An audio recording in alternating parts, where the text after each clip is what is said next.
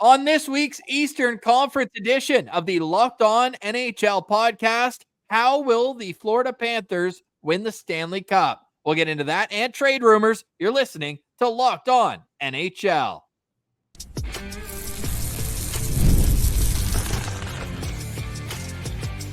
You're Locked On NHL, your daily podcast on the National Hockey League. Part of the Locked On Podcast Network, your team every day. And welcome. You are locked on to the NHL, your team every day. We have local experts on the biggest stories, and every Wednesday, we're covering the Eastern Conference. I'm Ross Levitan. You can find me 5 days a week over at Locked On Ottawa Senators. And with me, as always, from the rival Blue Team, it's the Battle of Ontario edition from Locked On Leafs. It's Mike DiStefano, and our New York Rangers are dead, Mikey, and it's all brought to you by FanDuel, the FanDuel Sportsbook, the official sports betting partner of Locked On. Right now, new customers get $150 in bonus bets with any winning $5 bet. That's $150 with any winning $5 bet. Just visit FanDuel.com/LockedOn to get started. Today is Wednesday, June 5th, and Mikey, it's back-to-back finals for the Florida Panthers. I mean, it's really incredible, and shout out to Armando Velez, who just continues to be able to talk about a winning program out there in Sunrise. Must be nice. But dude, like that. Some guys have it all, eh? Some guys have it all. I know. They get the sun, and they get no taxes. They get to watch winning hockey. We really should just move down to Miami. But dude, like that's a good Florida team. Like, they gave the Rangers a lot of fits, a lot of troubles, and they earned that victory. They were the better team. And they're going to be the better team in this series, in my opinion. I think that, you look over on FanDuel, they're favored to win the Stanley Cup at this point. I think last I checked, I think they're minus 130 to win the series. So, the books believe that the Florida Panthers should be able to pull this one out. And it's a good team over there. And they got Bobrovsky playing really well. They're getting a lot from their back end. They've got depth scoring. But the key to the Florida Panthers is they're just an absolutely suffocating hockey club. Like, they're so physical, and they play for keeps. And it's going to be interesting to see how, McDavid and the Oilers can try and combat that to make this a great series. Bill Zito, the GM of the Florida Panthers, was on with Frank Saravelli about a month ago, and he said the way that he wants his team to play is graceful brutality. And boy, does that encapsulate what we see night in, night out from every player on the roster. It's different guys stepping up. It's different guys getting under the skin of their opposition. They've had great goaltending in this postseason as well with Sergei Bobrovsky. They really have had contributions from so many. As we've rounded through 3 rounds, we're going to get into how the series can be won against the Edmonton Oilers. But who is your Eastern Conference Conn Smythe leader? Who for them, the Florida Panthers, if they win the cup and there's not some miraculous finals performance based on what body of work we've seen so far, who's your number one guy for the Conn Smythe? Yeah, I think it's probably a 2-horse race at this point. You're probably looking at the guy between the pipes and Sergei Bobrovsky as a possibility. And I think the captain, Sasha Barkov. I think one of those two would be my front runner right now. If I had to place a wager on it, I think I'd probably go Barkov. I think, I just believe the two-way element in what this guy does. And if he really shuts down Connor McDavid in this series, I think hands down, you got to give it to him. And he's going to have the McDavid assignment. You damn well know that's going to be the case. They're going to fight fire with fire. And if he really shuts him down, and that'll kind of be a key to winning this series, I think Barkov will get the recognition. So he would kind of be the guy for me, who should probably be the front runner at this point in the playoffs. If all the Selke trophies and now back-to-back finals wasn't enough to get Barkov off your number one spot for most underrated player, shutting down Connor McDavid certainly would that. He's a true superstar, and anybody who follows that team or the league closely knows it. And his line's just been unreal. They've got Carter Verhaeghe and Sam Reinhart up there. They've come through with some big goals, and we know Sam Reinhart does a lot of his damage on the power play. The power play hasn't been able to score against the Edmonton Oilers in a long time. What's it, 28 straight kills now for the Oilers? So to me, number one key to beating the Oilers is you have to beat that PK that's clicking right now. Yeah, that's going to be key, right? You look at the Oilers, a lot of their success has come because they've been able to win the special teams battle. But that's the same in Florida. Like both of these teams are here because they won the special teams battle. It's not the only reason, but it's a big part of the puzzle. So I think that's going to definitely be a big factor in the Cup final, obviously. And yeah, like that Edmonton Oilers defense has just been so difficult to penetrate. Not the defense, but the penalty kill. Like the team defense has been difficult. Stuart Skinner's been real solid as well since, his little blip, I suppose, against Vancouver. I mean, he had arguably the game of his life the other night to clinch the series against the Dallas Stars. So, and they do often say your best penalty killer has to be your goaltender. So when he's playing at an elite level right now, and the guys in front of him not giving up a whole lot, they're collapsing, they're pressuring puck carriers, not allowing a whole lot of pressure on the penalty kill. Yeah, it's gonna be an interesting little battle there between the Panthers power play and the Oilers penalty kill. It could almost be a determining factor in this series, you could say. It's number one in the league versus number two in the league in penalty killing. Get this, the Oilers 28 straight kills. They haven't allowed a penalty kill goal, so the other opponent's power play, since game 3 against Vancouver when they allowed 2. That's 10 straight games without allowing a power play goal. But get this, you can go back 13 games for the Florida Panthers, and they've allowed 2. So both teams are just on such a heater right now, not allowing much. And when the games get tighter, it makes sense that you're going to be more prone to making the defensive play versus cheating for offense. And we've seen that wholeheartedly. Both teams commit to that. I'm nervous if I'm a Panthers fan that Stuart Skinner, after all the adversity he went through, that he's coming off of his best performance, because with the gap in between games, if this was a 4-2 Edmonton win where they allowed 2 goals on 16 shots or 18 shots, maybe Skinner's looking at film being like, oh, what could I have done? But he's feeling good. And this long break, we still have to wait until Saturday for game 1. I'd be nervous that he's feeling really good and that he could kind of snowball his performances here and allow that to continue into the biggest games of his life. You think they'd be more nervous about Stuart Skinner, feeling good about himself? Or are you more nervous about the fact that, the NHL gave Connor McDavid 6 full days to rest and recover to get ready for a Stanley Cup final? Which one do you don't think the Panthers are you don't think the Panthers, I don't know what the exact dates were last year, but you don't think they would have loved 6 days? Matthew Tkachuk couldn't even get out of bed. They had like 11 days, remember? So they had a ton. Okay, so at least it's fair both times. Because I think it's fair to say that the Oilers are the more banged up team. Obviously, we don't know anything because things aren't really relatively released, but it feels like, we're hearing whispers from Oilers Twitter and everything that maybe McDavid's wrist isn't at 100%, or that there's something going on there, which could be the reason why he's more passing than shooting, but his hands look perfectly fine with that unreal goal to start game 6 of the Western final. So I'm not necessarily buying into that, but certainly rest versus rust will be heavily debated, as these two teams are coming from about as far of travel as you can do in a Stanley Cup. Only Vancouver would be further flight to get to and from Sunrise. So they are having an extra day off in between the travel days, which it sucks for fans who are going to have to really fans are going to have to be locked in. We're going to be locked in, not only night in, night out, Stanley Cup final, 3 days between game 7 potentially and the NHL draft. That's how quick the turnaround is. Whoever the management team is on the winning team, are you going to have to punt your celebrations to after the draft and free agency? That's a weirdly quick turnaround.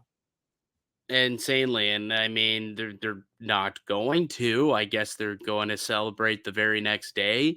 And then just, they're going to Vegas anyways, right? Oh, that's true, actually. So so actually, that does check out. You get to, but then you can't have your parade. It's the parade that's the issue, right? You got to get back to Edmonton for your parade, or back to Florida for your parade. Freudian I slip. said both. Relax. I said both. Come on now. I didn't make my proclamation of who's going to win the series yet. I'm just saying you got to get back to the city. You're not going to stick around and have your parade after the draft. I don't think that's it'd be like 4 or 5 days afterwards. I don't think that's necessarily going to be the case. So yeah, the scheduling is just horrendous. It's so stupid. And I've heard multiple excuses. Wow, it's the furthest distance from Florida to Edmonton that's ever been played in a Stanley Cup final. Guys, this schedule was released prior to knowing the matchup. It could have been Florida Dallas, and the schedule was already released, and we still would have had the insane long elongated series. It's a hell of a lot closer from Florida to Dallas than it is from Florida to Edmonton. So it did not matter that it's because it's so far away. It just happens to be that case, but the schedule was already made prior to that. So I don't know what the hell people keep talking about that for. And they keep saying, well, it's, they don't want to compete with the NBA finals. They don't want to go on the same nights. All right, that's great. But guess what the NBA is doing? The exact same thing. 3 days off in between travel. And then what happens? You've got a bunch of days where there's nothing going on in sports. Why couldn't you just alternate? Boom, boom, boom, boom, boom, boom, right? Monday, Tuesday, Wednesday, Thursday, Friday, Saturday. Why couldn't you do that if you were the NBA and the NHL? Why you got to have all these extra days in between and just completely take this thing way longer than it needs to be? And you're waiting so long on both sides to even get this freaking thing started, like a week of no hockey before we get back into the pinnacle of this bad boy. This ain't the Super Bowl. You don't need 2 weeks lead up to get there. Let's get it going. It's embarrassing how long the NHL is taking to get this thing started. It's so dumb. I hate it. The other 30 teams, though, they already have their summer schedule commenced. And now with this big break, could we see some player movement? And with how tight the schedule will be afterwards, those conversations are happening behind the scenes right now. On the other side, we'll get to another reason why Florida will be successful. And of course, this is the Eastern Conference edition. On Tuesday's show, they'll cover the West, and also at Locked On Oilers. I saw my Oilers future. I need to put that on the table. But hey, as a Senators guy, Mikey, come here. We talked about the Vladimir Tarasenko trade. Oh, yep. Only a 4th round pick. Well, if Florida wins this series, that's a 3rd round pick. Let's go. All right, jokes aside, more Stanley Cup preview and trade rumors. Next, you're listening to Locked On NHL. Today's episode is brought to you by FanDuel, the official sports betting partner of Locked On. FanDuel is your place to go to get your wager in. It's winner take all time in the NHL and the NBA, and FanDuel's giving you a shot at bringing home a win of your own. Right now, new customers get $150 in bonus bets with any winning $5 bet. That's $150 to bet on spreads, money lines, player props, and more. I'm looking at FanDuel's website right now, and I am so tempted to go with Matthew Tkachuk plus 600 for the Conn Smythe. Big game players make big game plays in big game games. So Matthew Tkachuk's that guy, and at the 4th highest odds right now, I like that opportunity to get some value. Matthew Tkachuk for the Conn Smythe. You can also bet on whether the Conn Smythe will go to a forward, defenseman, or goalie. Goalie at plus 400. I mean, you look historically, goalies get the Conn Smythe. So lots of great Conn Smythe series and game bets, player props, and more at FanDuel, the official sports betting partner of Locked On. Visit FanDuel.com/LockedOn and make every playoff game count. America's #1 sportsbook. It's FanDuel. And welcome back, Locked On NHL, your team every day. It's Wednesday, June 5th, also known as another day without hockey, as we await the Stanley Cup final. So Florida will win the series if they win the special teams battle. That much is sure. Is there a one-on-one matchup, Mikey, that you think needs to win for Florida? And we already covered Barkov and McDavid, the two top centermen going head-to-head. But the game within the game, are you looking at anyone else in this series? Because there's one that I have my eyes just locked on. I'd be curious to hear who you've got then. Evander Kane versus Matthew Tkachuk. That is a hatred that dates back years to the 2022 Battle of Alberta. We're the Battle of Ontario here. The Battle of Alberta. They hate each other. They both love yapping on the ice. They're both physical presences, and they could both score the game difference goal that makes a difference in this one as well. So I think that head-to-head matchup, I don't know if they're going to be line matched against each other, but I'm going to be paying attention for that one closely. That is an interesting one. I do think that'll be the case. How about, like, you look at the two agitators on both sides, like how much is Sam Bennett going to be able to get under the skin of the Edmonton Oilers? And conversely, the worm, Corey Perry, what's he going to be able to do to get under the skin of the Florida Panthers? So, like, I don't know how often those two are going to be playing against each other, like you mentioned with yours, but like those two, how much of an impact can they make based on, how much they can get under opponent's skin? That's something that I think will be interesting to watch as well. Corey Perry's in his fifth Stanley Cup final? Fifth Stanley Cup final, but he hasn't been able to win a ring. Like, he got it in his first year, his first go around at it. I don't remember that. When he was in Anaheim.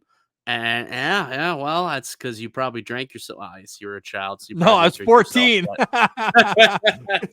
Yes, you did. But yeah, I don't know why you don't remember. I remember that very vividly. But then, he went with Dallas in the COVID Montreal. Cup and didn't win. Went with Montreal, and then he went with Tampa Bay. Didn't win, and now he's back for the fourth time in like 5 years. Can he win this time? We'll see. Whether it's Corey Perry winning his second Stanley Cup, but there's one guy who I would really love to see win a cup, though. McDavid is an obvious answer, obviously, for being just like a Canadian from like an international standpoint. Would love to see McDavid win a Stanley Cup. But Paul Maurice, how much do you want Paul Maurice to be able to call himself a Stanley Cup champion? Yeah, well, I'm based out of Winnipeg right now. There's obviously a huge amount of respect for what he did during his 9 seasons behind the bench here, but also during the Eastern Conference final, people were torn because Blake Wheeler's on the New York Rangers, right? So it really felt, obviously Jacob Trouba as well. There's lots of connections, but Paul Maurice he's been a coach for 1,849 games, regular season, plus all those playoff games. And correct me if I'm wrong, he's never won the Stanley Cup. He lost in 2002 to the Detroit Red Wings juggernaut when he was in Carolina. And then last year, lost in the Stanley Cup final to the Vegas Golden Knights. So he's only been to the Cup final now 3 times over how many years? 26 years, if my counting's correct. Like lots. That's a lot. And I mean, he's given you like a daily talk show with his press conferences this postseason. So I think everyone would be happy in hockey if Paul Maurice were able to get it done. I also think there's some other great storylines. Like Sergei Bobrovsky was probably the most popular buyout candidate just 2 summers ago. Everyone was like, oh, like we need to get out of this albatross contract. And what's he done since? 2 Stanley Cup finals. He's been outrageous. Second in Jennings Award this season, just behind Winnipeg. Like that to me is another great story. A 35-year-old journeyman who spent time in Columbus. He had that big upset against Tampa. He's always been a playoff performer, but I think he would be probably, and I hope I'm not missing an obvious, but he'd be the first guy that Barkov hands the Stanley Cup off to if Florida wins. Ooh, Bobrovsky or Ekblad? I mean, Ekblad's been there for 13 years, but Ekblad's still like what, 30, 29? I think they go Bobrovsky. I think Bobrovsky's the guy. Maybe Bob's. How high up, I guess, OEL's had a very long career. Yeah. Kyle Okposo's had a very long career. Okposo's a good one, but he hasn't been in every game. I think you have to go with the goalie first. Then you start working your way down. I mean, talk about getting ahead of ourselves. That's us. But my question is, where would a guy like Matthew Tkachuk rank? Because you do want to go with seniority, but at the same time, like, how about the guys who you wouldn't be in that position unless you had them? So yeah, it's kind of a fun. We're a little ahead of ourselves, I think, talking about the cup handoff. But guess what? Our friends at FanDuel actually have odds for that. Who will be the guy? And it is Sergei Bobrovsky from the Florida Panthers standpoint. Leon Draisaitl, I disagree with that. If the Oilers win, I'm going with Nuge. It's Nugent Hopkins. He's been there forever. No way. 100% Draisaitl. I don't know. I think it's McDavid Draisaitl, man. That's what it is. I think it's McDavid a mess. McDavid to Draisaitl. Do you know who an end of undercover one story. is, though? Boosh? Where is he? Let me see. Matthias Ekholm at plus 3,500. If they're just strictly going off. This one's crazy that you can even bet on it because has he played at all this playoffs? The 7th best odds are Sam Gagner. I don't think he's played a game. I don't think he Could has you either. imagine the cup being handed off to a guy who didn't play a game in that series? Doug Waite. He has not gotten into a playoff game. 0 playoff games. Doug Waite. Happened with Doug Waite back in 06, Really? the last time the Oilers were in the cup. Actually, I don't know if he was the next guy, like the actual second guy. No, we need the next guy. He was high up on the list. He could have been. I actually don't remember. Are you serious about Ryan Nugent-Hopkins? Because I'm going to make that wager. Plus 820 for Nuge to get the cup second. Oh, I'm not saying it's not good value, but like I think it should be Leon. Okay. Okposo second behind Bobrovsky from the Florida standpoint. He's plus 330. Then Ekblad at plus 1,800. Well, here's the ultimate question here, Ross. I mean, is it going to be Barkov to Bobrovsky, or is it going to be McDavid to Nuge or Leon or whoever it may be? Like, who do you have coming out on top as this year's Stanley Cup champion? It's prediction time, buddy. The answer to that and trade rumors next. You're listening to Locked On NHL.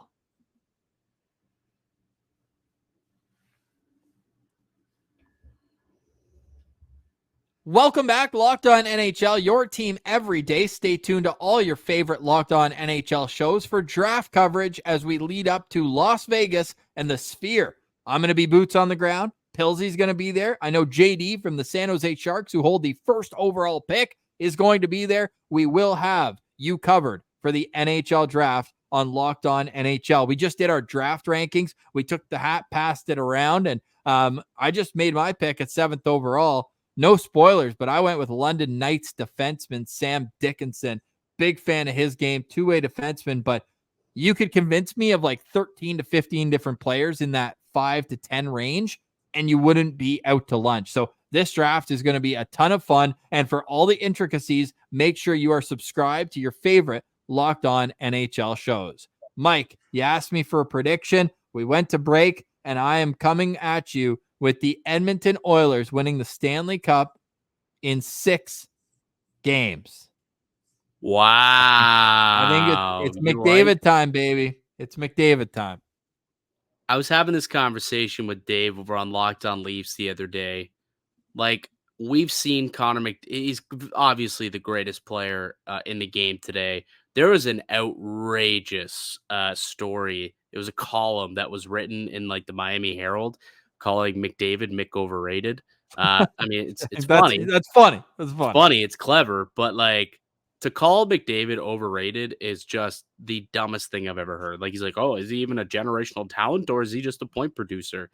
Ridiculous. And remember when we said that there's a lot to do in Florida when it's like a great place to be? I don't think Buddy there's watching a whole lot of Edmonton Oilers hockey. Otherwise, maybe he'd be a little sounds more educated. Like yeah, it sounds like it. If I were the Oilers, though, if I were Connor McDavid, I'd clip that out of the Miami Herald where it was written, and I would post that up on the wall. That is bulletin board material. Mick overrated, huh? I'm gonna take my game up to another level. Like I'm excited to see if McDavid has another level in him.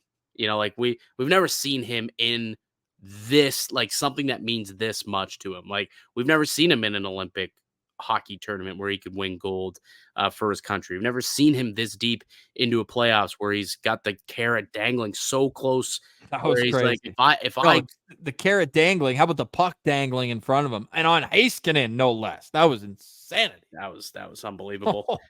Yeah, just like, but that's what I mean. Like, can we see that, like him take another level, like just transcend into something we haven't seen out of Connor McDavid, where he's like, well, I've got 4 to 7 games left of the season. I'm giving it 150%, and I maybe even got to give a little bit more to make sure that I bring the cup home because I might not get back here. It took him 10 years damn near to get to this point. You never know how hard it is to get back to this time. So I am very curious to see if we see another level out of Connor McDavid over this next little bit. If we see that, I think we need to see that for Edmonton to win, I should say. I think if McDavid plays the way that he's played throughout the playoffs, I don't know if it'll be enough. I think Florida wins in that case. I think we need to see something special from Connor McDavid, kind of put the team on your back and deliver the victory if that's going to happen. Will it happen?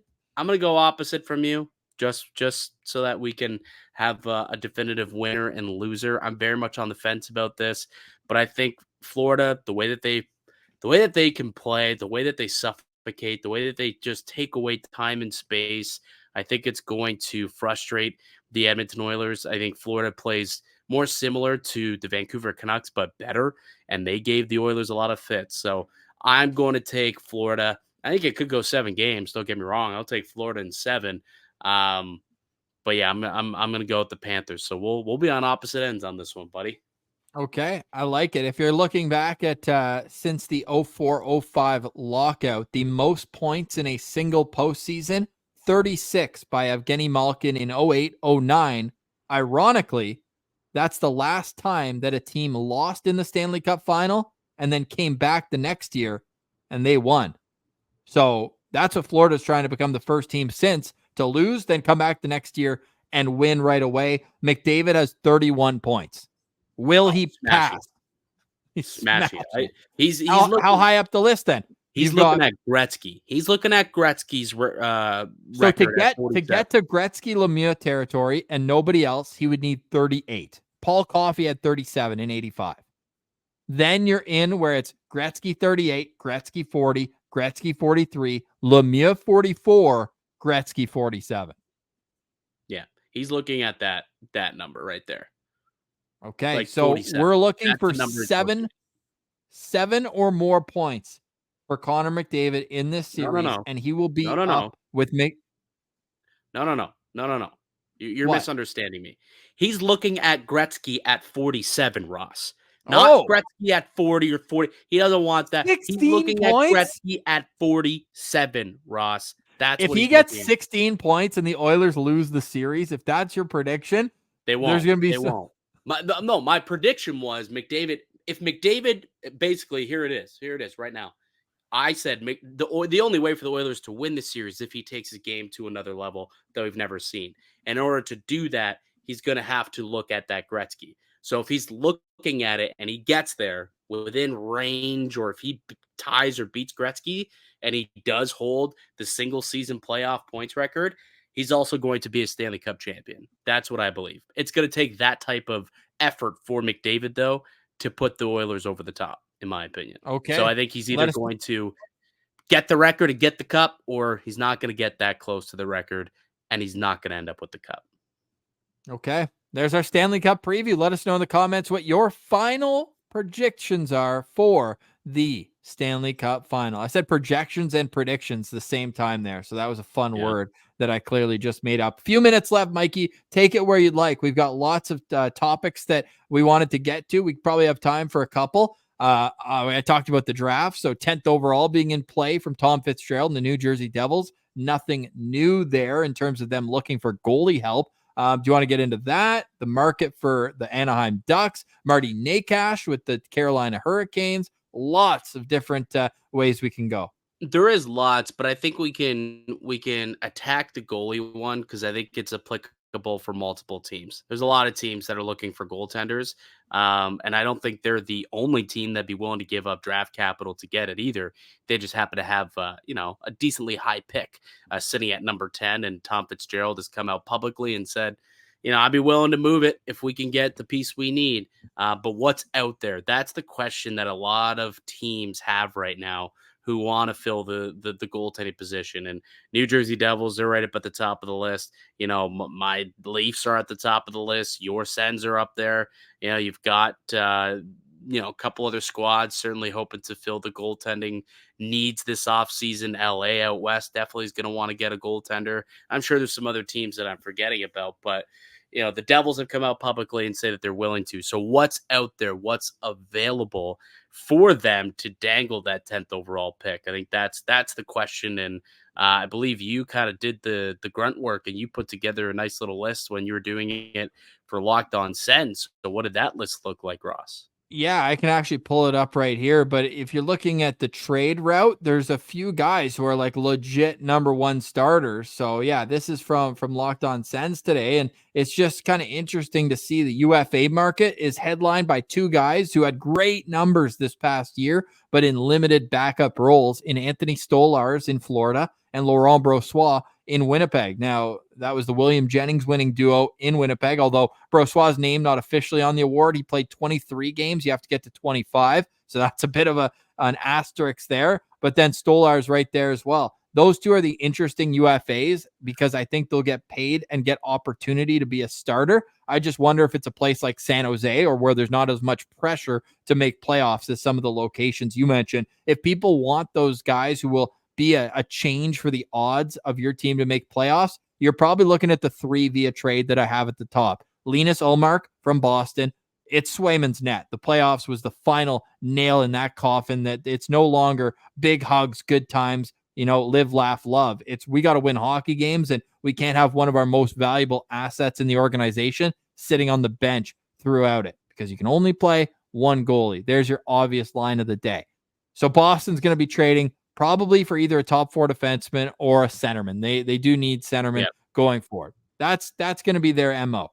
Calgary, that situation, whether they want prospects, draft capital, that's the most interesting name is Jacob Markstrom, because when he's at the top of his game, he's a top 10 goalie in the league. No top question. 5 goalie in the league. Yeah. You could argue. At the top of his game, but at the bottom of his game, he's barely a starter. Like there's been times where it hasn't gone his way. He's coming off an injury and he's 34. So I just don't know what the value is for him. Maybe it's high.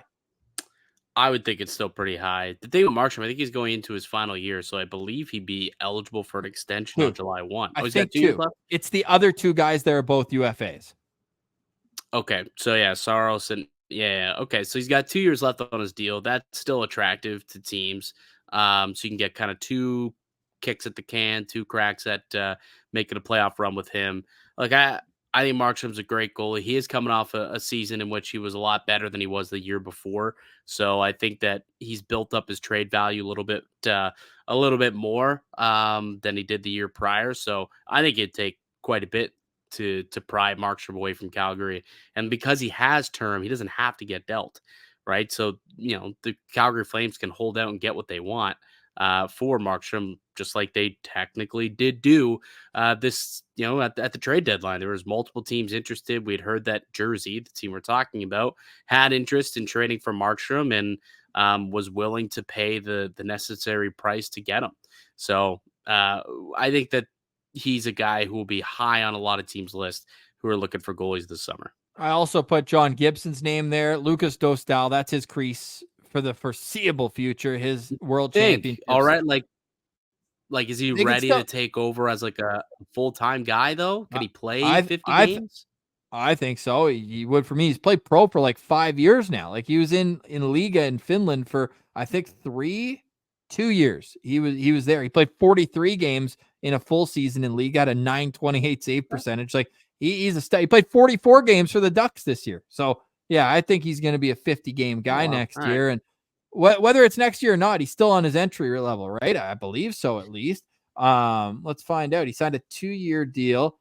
He's got 1 year left at $812K. Wow, that's a huge steal. So there's no cap hurry to trade Gibson, but teams will be calling. And then Philip Gustafson was also on. Will they be calling Gibson? Really? I mean, I think so.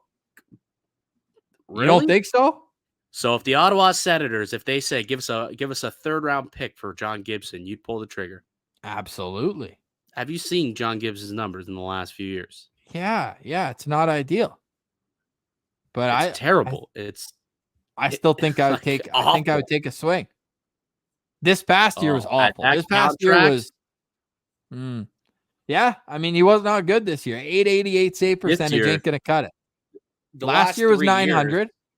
You look at his last 3 years. 903, 904. Yeah, it hasn't been elite, that's for sure. Go look at goals allowed above expected. John Gibson probably brutal. But below expected. Okay. I'm used to dead last. Arguably been like the worst goalie in hockey the last 3 years. No, he hasn't. It'll be 'Cause par for the I course watched. for No. the Ottawa Senators to trade for him. Par for the course. Dude, Eunice Corpusalo is so much worse than John Gibson. It's not even a conversation. Not even close. All This right. guy let in a goal in the first 2 shots 19 times last year. The team did. And he was a huge part of that. Brutal. But you're gonna allow your team to have $4 million in Corpusalo and then another. No. You'd have to move on from Corpusalo. But this is a moot point because he ain't waiving his no trade clause to come to Ottawa. He's not doing it. Probably so that's not a. It would be a Pittsburgh. I don't think there's a lot of teams. I don't think there's a lot of teams that are lining up to take on John Gibson though either.